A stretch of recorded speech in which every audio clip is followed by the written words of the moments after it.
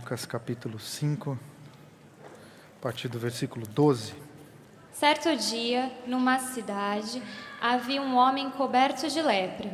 Quando viu Jesus, ajoelhou-se diante dele e disse: Mestre, se o Senhor quiser me purificar. E Jesus estendeu a mão, tocou o leproso e disse: Quero, fique limpo. A lepra desapareceu na hora. Jesus então lhe ordenou: Não diga nada a ninguém, apenas se apresente ao sacerdote para que ele confirme a cura. E leve a oferta de gratidão ordenada por Moisés pela purificação. Que sua vida purificada e grata, não suas palavras, deem testemunho do que fez. Mas o homem não conseguiu se conter e a notícia se espalhou. Logo, uma multidão imensa se ajuntou para ouvir e buscar a cura para suas doenças. Assim que pôde, Jesus se retirou para um lugar isolado a fim de orar. Obrigado, Raquel. Senhor, nós colocamos mais uma vez a nossa vida diante de Ti, nesses próximos minutos, onde vamos refletir na Tua Palavra, numa história tão distante de nós no tempo, mas que espiritualmente ela se aproxime da nossa vida, mudando valores dentro de nós, mexendo em áreas da nossa vida que precisam tanto de mudança.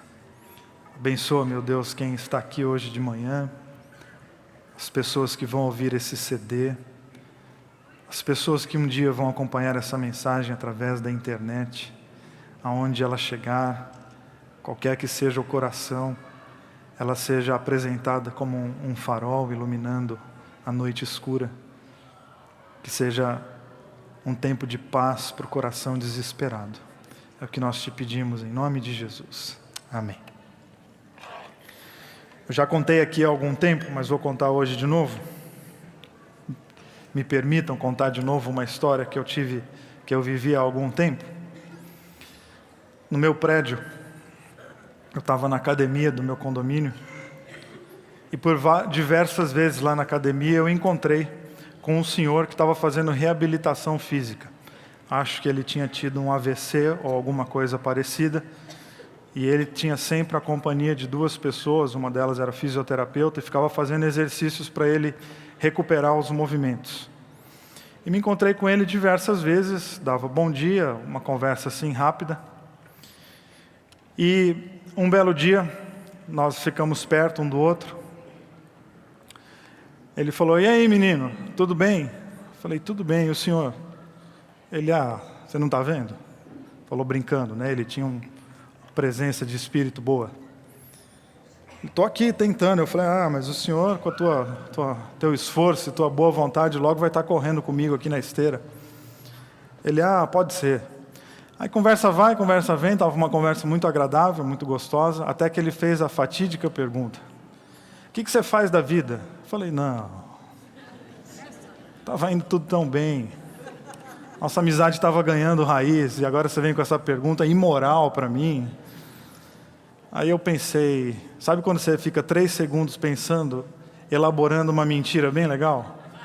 Pensei assim: vou falar que eu trabalho com sequestro de velhinhos. De repente ele não vai ficar assim tão chocado. Mas respirei fundo e falei: eu sou pastor.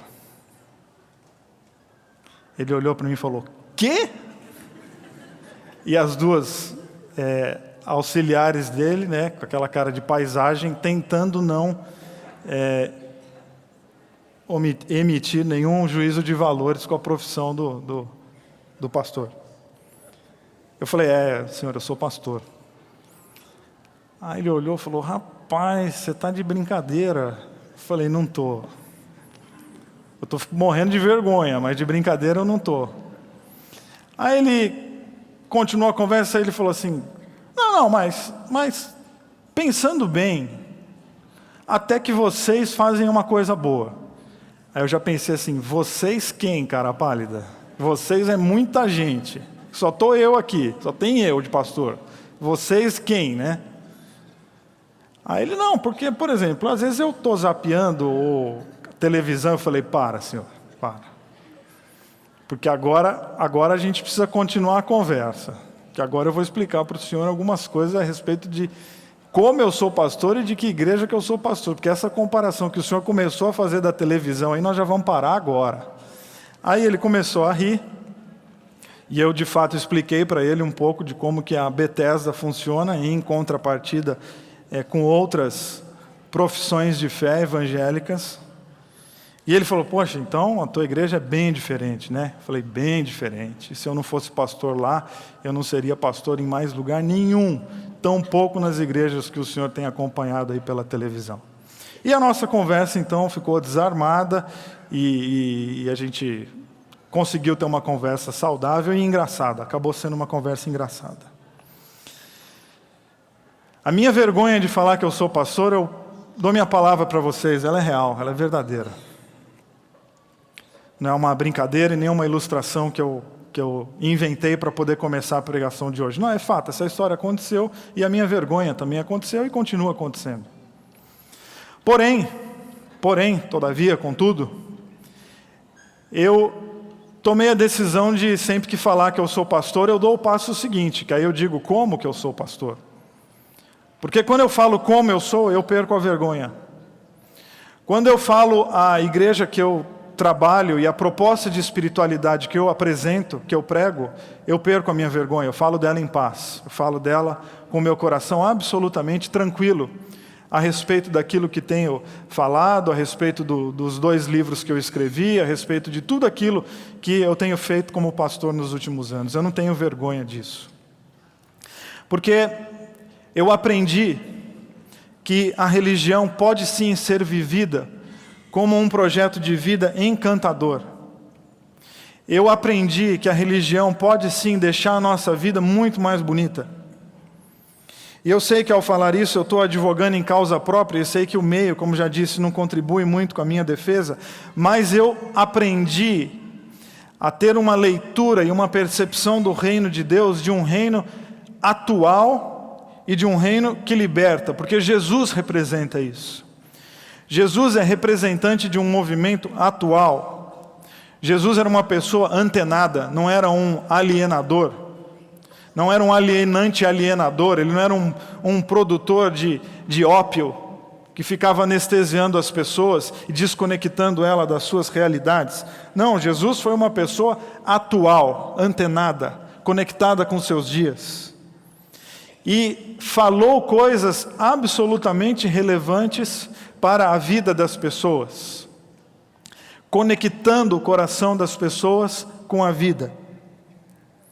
Os temas políticos da época, Jesus tratava eles, conversava sobre eles. Jesus tinha uma mensagem política, Jesus tinha uma mensagem social, que estava rolando no mundo ali na boca do povo. Jesus ia para a praça e ele sabia o que era, e ele conversava a respeito dessas coisas. E com essa postura relevante e atual, ele salvou, ele libertou e mostrou caminhos para as pessoas construírem as suas vidas com responsabilidade, conectadas com a vida, sem propostas alienantes que tiram as pessoas do chão. E todos os encontros de Jesus foram salvadores. Por isso essa nova série de mensagens nossa aqui, as salvações de Jesus para o viver. E não há salvação no singular, porque a salvação não é uma, as salvações são muitas.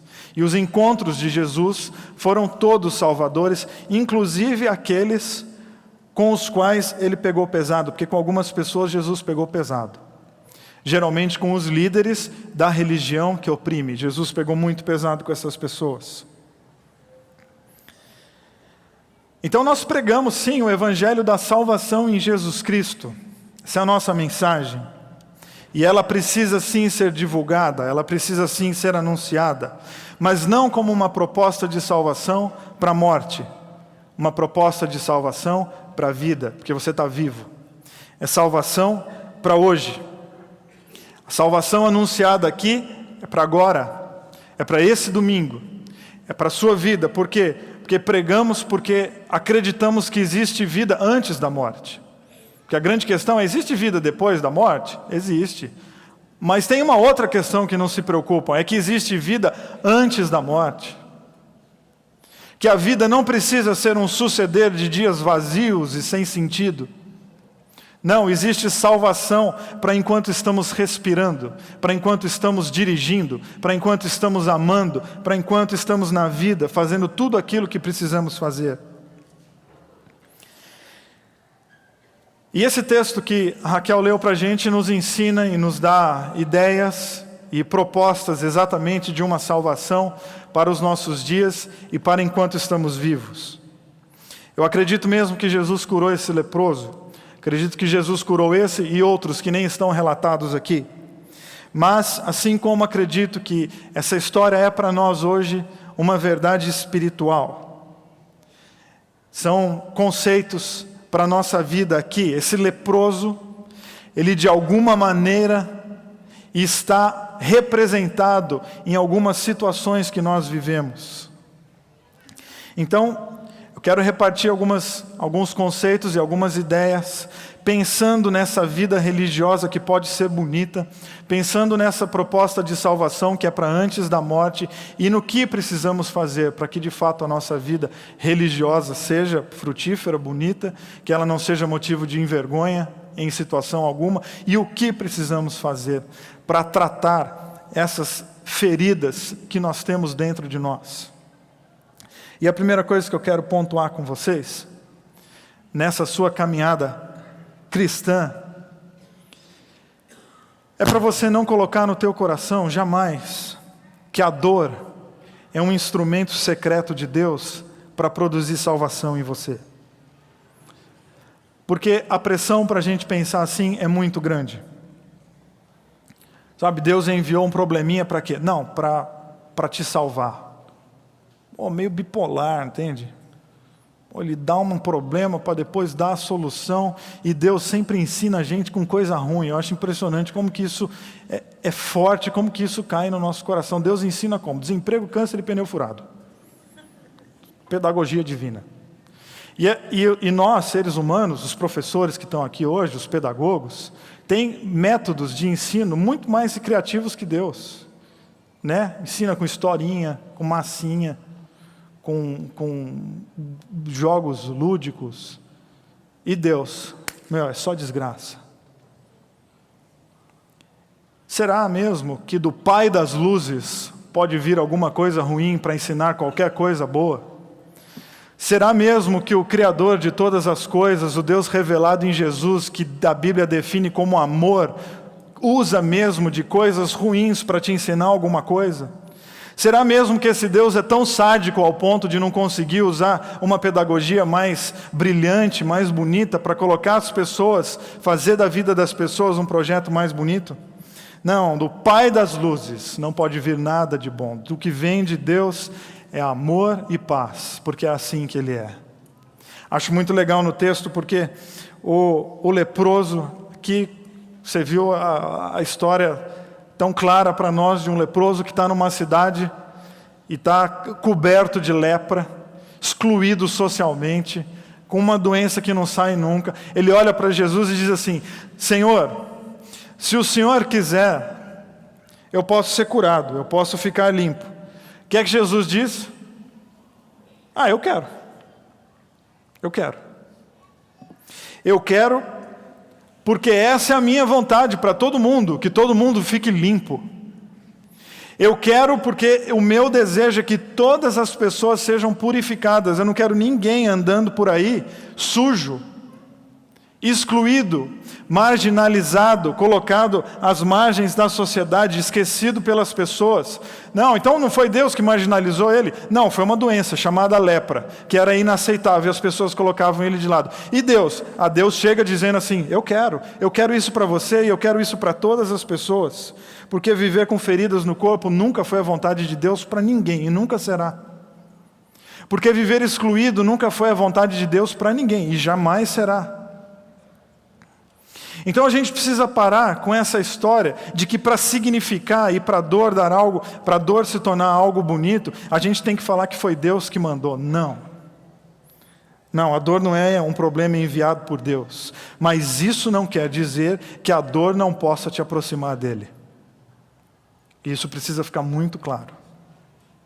Por quê? Porque a dor está no viver. As pessoas têm problemas, os mais diversos. E foi Deus quem enviou? Não, foi a vida, é do viver. Todo mundo que está vivo está no risco.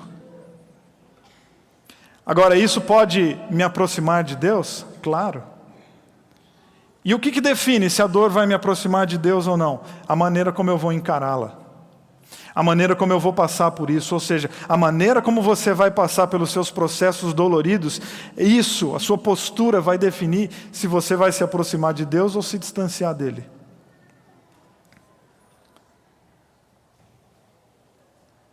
Mas nós não temos lepra.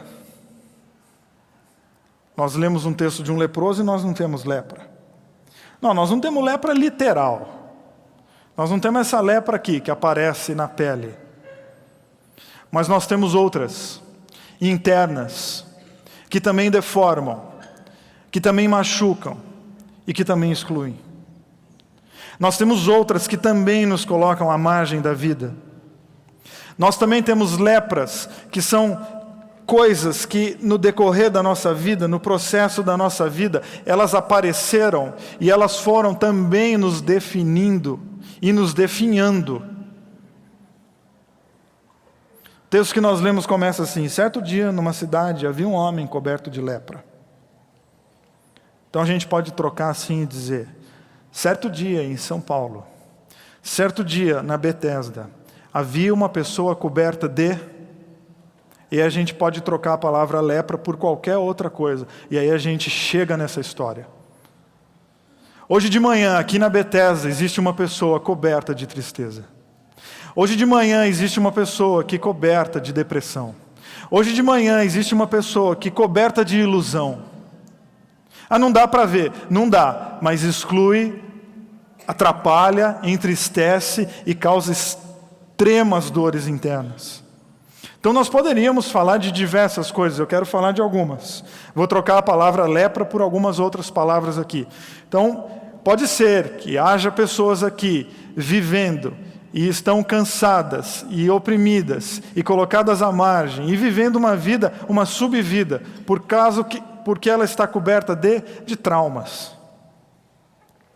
Você pode ter vivido histórias tristes no seu passado, situações muito complicadas, abusos físicos, abusos sexuais, abusos verbais, e ninguém nunca te ajudou. E isso entrou na história da tua vida como uma lepra. Isso está te comendo e te quebrando por dentro. E talvez essa lepra do trauma, de algo que aconteceu com você ruim, e ninguém te ajudou, foi ainda potencializada pela própria religião como o quê? Não, mas é porque isso é da vontade de Deus. Ou seja, além de não te ajudar, insere o elemento Deus, imbatível nessa história. E você está até hoje carregando isso, dizendo: mas eu tenho que viver assim, porque é Deus que está querendo me ensinar. Não, não é Deus. Nós sofremos porque a maldade existe. Nós sofremos porque pessoas, sim, agem de uma maneira torta e cometem abusos contra nós. E às vezes nós estamos arrastando abusos que nós vivemos da nossa infância até a nossa vida adulta. E aí a gente tem que procurar ajuda, porque é lepra, mas tem cura. É dolorido, mas isso pode ser resolvido. Aí a gente precisa falar, a gente tem que revelar, a gente tem que dar nome a isso, a gente precisa dar nome para poder ser exposto e exorcizado. Então talvez você esteja me dizendo assim, ou pensando assim: Vila, então o Senhor quer me curar? E aí eu vou pegar as palavras de Jesus. Quer. Ele quer, claro que Ele quer. Porque essa é a vontade de Deus, que você seja curado. Mas isso não acontece assim? Não, isso vai precisar de uma série de ações. Você vai precisar de movimentos em direção à cura, sabendo que a cura é possível. Talvez isso vai acontecer com longas sessões de terapia. Talvez isso vai acontecer com longas sessões de aconselhamento pastoral. Talvez vai ser com remédio mesmo. O remédio que você está tão resistente a tomar. Porque falaram que você ia dar um jeito. Não, o médico falou para você tomar remédio, então você tome o remédio. Porque aquele remédio é Jesus dizendo assim: quero, fique limpo.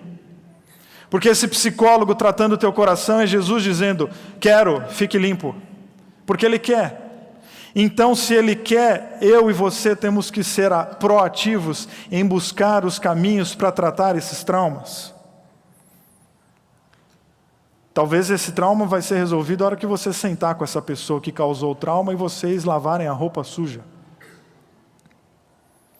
É essa conversa que você precisa ter com alguém e você está prorrogando isso.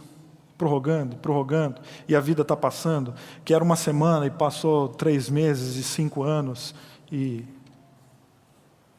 que passa. E a gente não toma cuidado e isso nos domina. É o poema do Drummond, né? Na vida, quando a gente vê, são 6 horas, 50 anos. Passa. E a gente não toma cuidado e passou. E passaram-se 20 anos que você está com essa amargura no teu coração, e isso nunca foi resolvido. E a amargura é outra lepra. Eu aprendi com meu avô que a amargura é um veneno que você toma e espera que o outro morra. E não funciona. Isso aí está aí por dentro te corroendo, te comendo, te devorando. E você está aí com esse sabor amargo na boca por causa que alguém falou, que alguém fez, e esse alguém tocou a vida para sempre, para frente, e nem lembra que você existe. E você está aí. Numa ladainha que não muda. No meu livro, Pela Leveza do Viver, eu conto uma história de um gênio da lâmpada. O rapaz encontrou o gênio da lâmpada.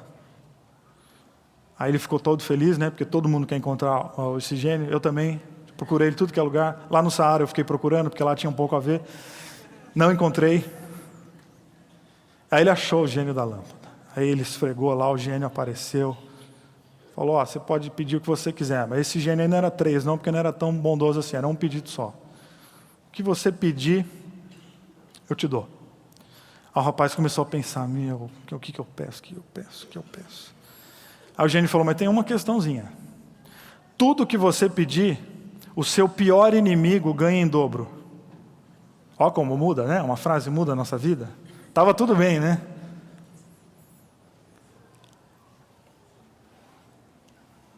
Aí ele pensou, ele continuou pensando, meu pior inimigo ganha em dobro, meu pior inimigo ganha em dobro. Já sei, me fure um olho. O amargurado ele é assim. Ele não consegue pensar com o benefício dele, ele sempre tem que pensar com a maldição para o outro. E aí ele se dá mal. Porque ele tinha a possibilidade de pedir o que ele quisesse na vida.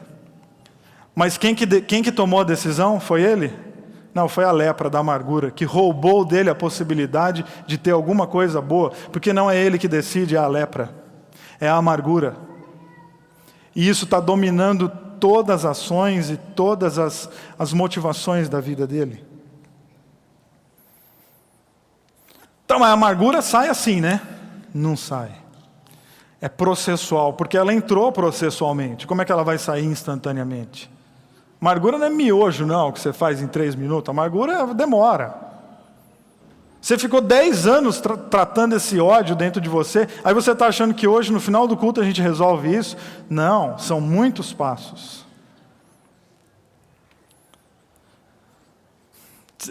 Quem me ouve pregar muito, principalmente quem vem no culto de quinta-feira, sabe que eu sou louco da vida com esses livros, que é assim, 5 passos para qualquer coisa. Né? 3 passos para, 7 passos para uma vida absurdamente feliz. Né? Condensar a vida em meia dúzia de passos. Mas eu preciso confessar, um momento confessionário. Porque eu estou escrevendo mais um livro, que eu quero lançar até o final do ano. E esses dias eu estava correndo e pensando, que título que eu vou dar para o meu livro? Aí me veio a tentação da serpente. Pô, que tal alguma coisinha assim, tipo, 5 passos... Aí eu pensei, o Ricardo e o Eliel me matam na primeira. Mas aí eu tive uma ideia, que como eu não vou realizar, eu vou contar para vocês. Eu pensei num título assim, 5 passos para, bem grandão na capa.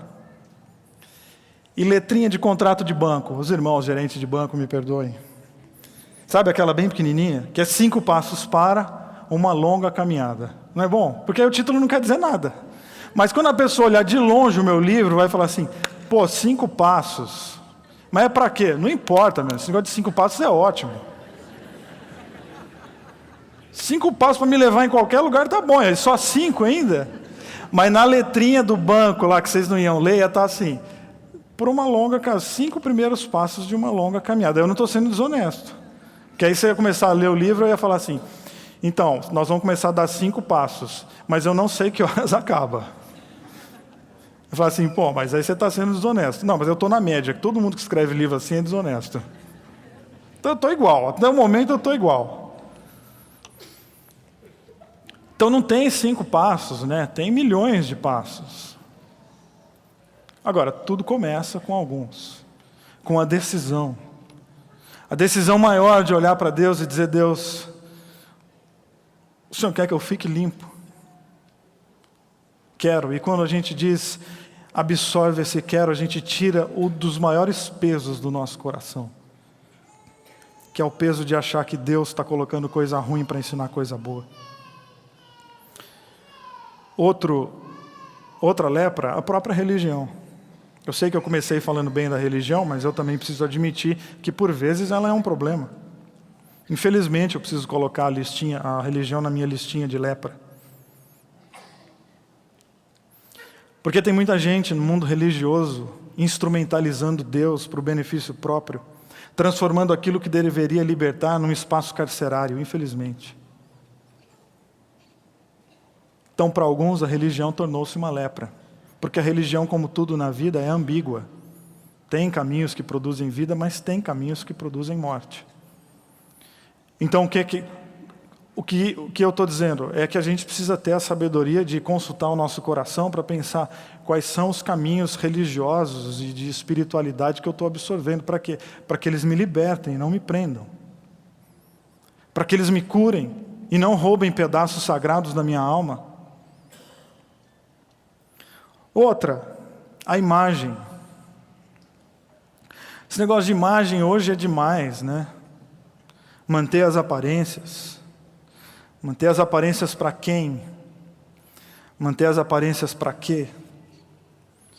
Você está com o coração partido, a sua alma destroçada, questões internas não resolvidas, coisas que vão comendo você por dentro, tal qual uma ferrugem. E o sorrisão falso para dedéu no rosto. Então eu diria para você: se cuide muito, cuide da sua beleza exterior, claro. Se valorize muito fisicamente, cultive um narcisismo sadio em você, porque sua vida é especial mesmo. Mas não negligencie o interior. Porque quando a vida nos chama para chorar, a gente tem que chorar. Porque quando os processos são complicados, a gente tem que tratar eles. Porque quem só olha para fora e deixa o interior para lá, está caindo exatamente naquilo que Jesus mais condenou na religião. Que essa foi a grande briga de Jesus com os líderes da religião, que estavam sempre trabalhando uma espiritualidade de aparência. E Jesus está dizendo para eles: vocês são hipócritas. Sepulcros caiados, são brancos por fora e mortos por dentro, porque vocês se preocupam com a beleza do prato e do copo, mas vocês negligenciam o interior das pessoas. Então cuide sim do seu visual, fique em paz, mas não negligencie os temas importantes e sagrados do teu coração. Para que essa tensão, esse cuidado da imagem não acabe sendo a razão da sua maior tristeza. Você está toda bonitona por fora, mas por dentro, coração absolutamente partido. Isso é uma lepra que está te roubando, te excluindo, e daqui a pouco não tem ninguém para ver tua beleza. E daqui a pouco você não tem com quem repartir essa saúde física e externa toda que você construiu. E segunda questão que quero pontuar com vocês. A gente poderia falar de outras lepras, né? Talvez enquanto eu falei aqui você pensou em outras. Pois é, todas elas são válidas, todas elas precisam ser tratadas, nenhuma delas pode ser negligenciada, porque todas elas matam, oprimem e excluem. A segunda e última coisa que quero dizer para vocês é que a salvação de Jesus não é uma repetição de palavras, mas é uma busca por ações novas e transformadoras. Por isso que nós criamos na Bethesda um movimento de espiritualidade viva. Não é um conjunto de ideias que fica bonito no papel e a gente fica repetindo palavras, mas é uma proposta existencial, ou seja, cabe na vida, muda a vida das pessoas, faz sentido, cabe no dia a dia. Você pode absorver e viver aquilo por onde você andar. Porque isso é o reino de Deus. O reino de Deus não é uma localização geográfica. Não confunda céu com o reino de Deus. Reino de Deus e a proposta do reino de Deus não é te levar para um lugar chamado céu. Reino de Deus é uma proposta para você viver aqui hoje. Isso é o reino de Deus. Jesus falou em Marcos, o reino de Deus está entre vós. Arrependam-se, porque o reino de Deus ele já está aí. Ele está acontecendo no meio das pessoas. Porque não é um lugar para onde você vai. É uma maneira como você se comporta onde você já está. Então não é ficar somente repetindo palavras. Tem palavra, claro, e nós oramos e nós repetimos palavras. Mas não é só repetir palavras, é absorver ideias que transformam a nossa vida. E de repente as nossas palavras passam a ser subproduto das nossas ações. Jesus, depois de curar o leproso, dá algumas instruções para ele, para cumprir com o ritual judaico da lei de Moisés. Que o leproso inclusive nem obedeceu, né, se você percebeu. Jesus falou, não diga nada para ninguém, apresente-se ao sacerdote, leve a oferta de gratidão a Deus pela purificação. O que ele fez? Saiu contando para todo mundo. Aí vem o mais lindo conselho de Jesus nesse texto. Anota. Olha o que Jesus diz para ele. Segura a onda, fica na tua, guarda isso para você, e que a sua vida purificada e grata, não as suas palavras, deem testemunho do que eu fiz. Olha o grau, a complexidade, a beleza e a intensidade do conselho de Jesus. Que a sua vida purificada e grata, a sua vida, o seu viver, os seus passos, que esses passos, o seu caminhar, isso revele a salvação e não as suas palavras.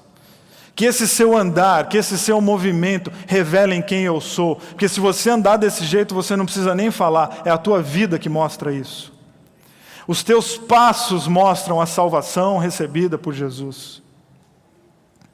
Então Jesus, ao dizer isso para o leproso, o que a gente entende? Que o reino de Deus não é um conceito teórico absurdo, inalcançável, que ninguém vai conseguir viver. Porque Jesus está dizendo para ele, não as suas palavras, mas a sua vida, os seus passos. Ou seja, não é a sua teoria como mãe, é o seu ser mãe que mostre para os seus filhos quem Deus é. Não é as suas palavras como patrão, mas é o seu comportamento como chefe dessa empresa, revele quem Deus é. É o seu comportamento como empregado dessa empresa que revele aquilo que Deus tem feito na história da sua vida. É que o seu comportamento no trânsito revele aquilo que Deus tem feito na tua vida. Leve isso para onde você quiser e em todas as instâncias da sua caminhada. Que a sua vida, a sua postura como homem e como mulher, revelem aquilo que Deus tem feito na história da tua vida. Ou seja, você não precisa sair por aí falando. Aliás, me parece que o passo seguinte à cura é o silêncio e não as palavras. Porque você foi salvo para viver e não para se exibir. Você foi salvo para dar um movimento e não para sair na frente dos outros dizendo, eu fui salvo, viu? Então Jesus faz o contrário. Para que a outra lepra da soberba não tome conta de você, não fala nada para ninguém, vai viver a tua vida.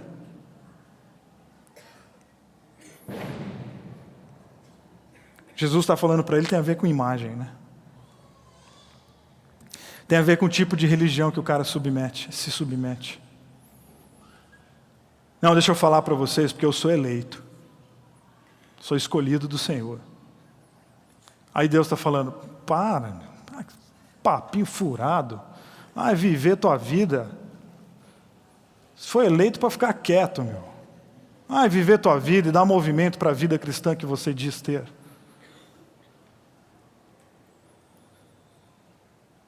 Me parece que quando Jesus diz para ele não dizer nada, Jesus está prevendo a possibilidade dele instrumentalizar a graça. Dele capitalizar em cima do benefício que ele recebeu. Então Jesus diz, daqui para frente é bico calado. Vai viver sua vida. E não fala nada para ninguém para a soberba não tomar conta de você, porque a soberba é outra lepra.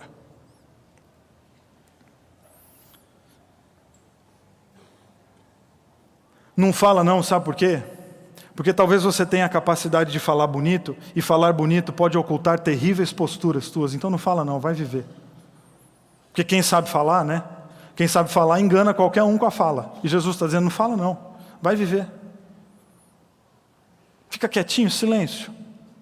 Porque a tua habilidade de fala pode ser que você oculte um ser humano horrível que você está sendo internamente. Então não fala nada, vai viver. Você não... Já contei, eu estou contando um monte de história repetida hoje, né? Não tem nada não, você já tinha esquecido mesmo. História genial do Rubem Alves, como quase tudo que o Rubem Alves faz é genial. Do galo, que ele convenceu o galinheiro inteiro que o sol nascia porque ele cantava. Já ouviram essa história? O galo era tão malandro que ele convenceu o galinheiro inteiro que o sol nascia só porque ele cantava. Pode. E tem gente galo, meu. Tem ser humano galo, que ele consegue convencer os outros que é ele que faz as coisas que não tem nada a ver com ele. E porque o galo convenceu o galinheiro que o sol nascia porque ele cantava, ele virou o rei, né? Ele é escolhido, né? Eleito. Ele canta, o sol nasce. Não é que ele canta e as galinhas acordam, ele canta e o sol nasce. Então tudo que o galo falava, o galinheiro todo obedecia, porque, se o sol obedece ele, quem somos nós, né, para não obedecer? E um dia, o galo tomou umas a mais, só eu não lembro se está na história, eu que estou inventando, mas o galo tomou umas a mais, e eu sei que ele não acordou antes do sol, porque a malandragem estava aí, né, em acordar antes do sol. O galo perdeu a hora, não pode. O soberbo não pode vacilar porque a casa cai. O arrogante não pode falhar em nada. Por isso que é bom ser tranquilo. Você errou, eu errei mesmo, eu sou assim, ponto. Agora, o arrogante, o que se acha, ele não pode dar um ponto sem nó, senão a casa dele cai. E o galo perdeu a hora. O galo perdeu a hora e o que aconteceu com o sol? O que acontece todo dia, o sol nasceu. Quando o galo abriu um olho e viu o sol, falou, dancei. Dancei. Todas as galinhas de asa cruzada esperando o galo. Ah, bonitão. E aí o galo se converteu. A arrogância do galo caiu. A arrogância do galo foi para o chão. E a historinha termina com o galo dizendo assim, antes eu cantava para o sol nascer, agora eu canto porque ele nasce. Antes eu era um soberbo tolo que achava que eu era o dono de tudo. Agora eu reconheço a bondade e a misericórdia de Deus, sabendo que o sol nasce todos os dias e por ele eu canto. Ó que mudança! Ó que vida nova! Ó que postura diferente para encarar a vida! É uma mudança interna de comportamento, onde eu sei que Deus é bom, o sol nasce, as suas misericórdias se renovam todas as manhãs. E por isso eu vivo em paz, sabendo que Deus quer o meu bem. Que Deus quer tirar de mim toda essa lepra que tem roubado a minha paz, quer seja o trauma, quer seja a dor, a religião, o dinheiro, o sexo, o álcool, seja lá o que for. Não, Deus quer nos purificar e caminhar conosco, porque Deus é amoroso e bom, e o seu amor e a sua bondade conspiram em nosso favor. Amém?